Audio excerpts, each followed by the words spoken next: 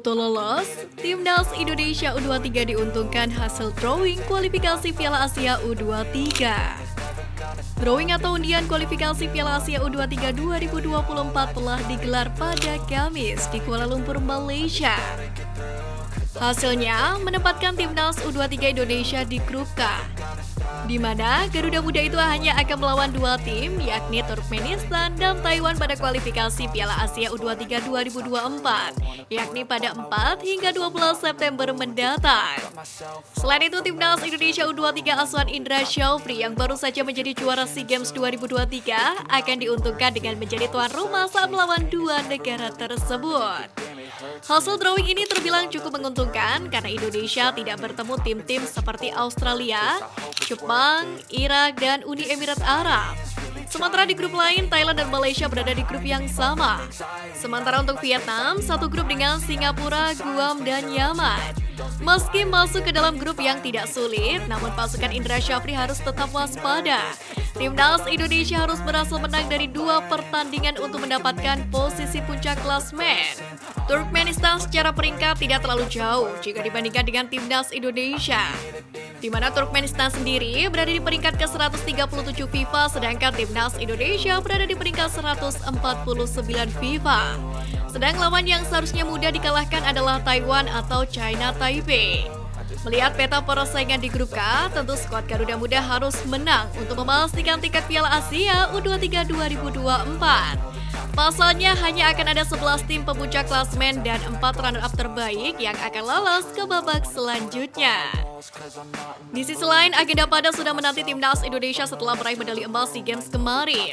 Tentu komunikasi antara Indra Syafri dan Sintayong harus dijalin setepat dan seefektif mungkin. Karena beberapa ajang penting seperti FIFA Matchday Juni 2023, kualifikasi Piala Asia U23 2024, ASEAN Games 2022 di Hangzhou, dan fase awal kualifikasi Piala Dunia 2026 adalah segelintir contoh yang perlu jadi fokus wakil merah putih. Persoalan stok pemain terbaik jadi persoalan. Pasalnya tak jarang pemain Timnas Indonesia U23 adalah langganan di tim senior. Ambil saja contoh Pratama Arhan, Witan Sulaiman, hingga Rizky Ridho. Belum lagi, Ketua Umum PSSI Erick Thohir pernah menyatakan bahwa para pemain Timnas Indonesia U23 di SEA Games 2023 akan diproyeksikan untuk ASEAN Games dan kualifikasi Piala Asia U23. Maka bukan tidak mungkin penyesuaian skuad akan dilakukan oleh Coach Sintayong. Sementara untuk FIFA Matchday lawan Argentina dan Palestina sendiri, agaknya stok pemain tidak ada masalah karena masih berada di dalam periode jeda musim kompetisi. Sintayong dapat memanggil pemain-pemain terbaik dari tim kelompok umur.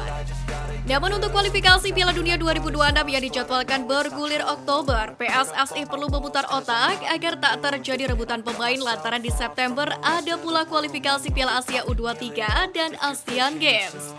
Jelas, perlu ada pola komunikasi yang terukur antara federasi dan pelatih soal pemain. Sudah semestinya pembagian jatah pemain didiskusikan sedetail mungkin.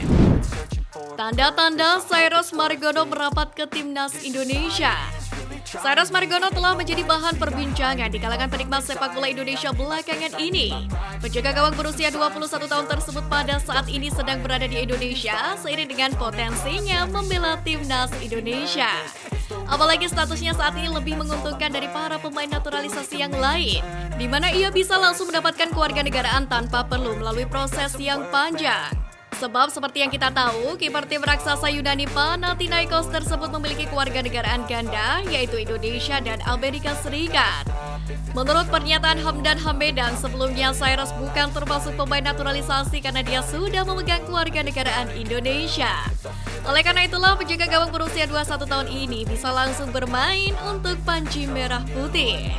Keberadaannya di Indonesia pun belakangan berujung kepada rumor kemungkinan dirinya memperkuat Timnas Indonesia di FIFA Matchday Juni mendatang. Sebagaimana yang kita ketahui bahwa PSSI telah mengkonfirmasi bahwa skuad asuhan Sintayong tersebut akan menghadapi Palestina dan Argentina pada Juni mendatang. Lantas, mungkinkah Cyrus Margono ikut dalam skuad tersebut? Hal itu mungkin saja. Apalagi asisten Sintayong Jong Jin Kim dan juga Hamdan Hamedan telah bertemu dengan Cyrus Margono. Hal ini diungkap oleh Hamdan di akun Instagramnya @hamdan.hamedan. Senang bertemu kalian lagi, Jong Jin Kim dan Cyrus Margono.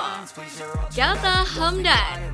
Melihat banyak pemain terbaik yang merapat ke timnas Indonesia, tentu makin membuat pecinta sepak bola tanah air tidak sabar menantikan racikan terbaik dari Sintayong. Jadi sorotan media Inggris, Sintayong senang dapat lawan sepadan di FIFA Matchday. FIFA Matchday Timnas Indonesia di bulan Juni mendatang akan terasa sangat mewah, bahkan beraroma Piala Dunia. Bagaimana tidak, lawan skuad Garuda bukanlah kaleng-kaleng, yakni Palestina dan Argentina. Akan lebih dulu menghadapi Palestina dalam ajang FIFA Matchday Juni pada tanggal 14 Juni di Stadion Gelora Bung Tomo, Surabaya, Jawa Timur. Kemudian Mark Locke dan kawan-kawan akan bertolak ke Jakarta untuk menghadapi Argentina pada 19 Juni 2023 di SUGBK Jakarta. Kedua pertandingan tersebut sangat penting bagi timnas Indonesia. Pasalnya, menghadapi Palestina dan Argentina dapat menjadi ajang untuk mengasah kualitas dan meraup poin untuk meningkatkan posisi di ranking FIFA. Dalam hal ini, pelatih timnas Indonesia Sintayong pun mengaku senang setelah mengetahui dua lawan timnas Indonesia merupakan tim yang berkualitas. Pelatih asal Korea Selatan itu menganggap Palestina dan Argentina bisa menguji kekuatan skuad Garuda. Saya senang timnas mendapat dua lawan sepadan dalam FIFA Matchday. Ini penting untuk menguji kekuatan Indonesia. Kata Sintayong pun sudah memanggil sejumlah pemain baik itu yang bermain di luar negeri maupun dalam negeri. Karena dua laga ini bertajuk FIFA Matchday, tidak ada alasan bagi klub untuk tidak melepas para pemainnya. Pemusatan latihan atau TC pun akan digelar mulai Senin 5 Juni mendatang. Sementara itu tak lupa, Sintayong pun memuji Erick Thohir karena telah berhasil mendatangkan juara Piala Dunia 2022 Qatar ke tanah air.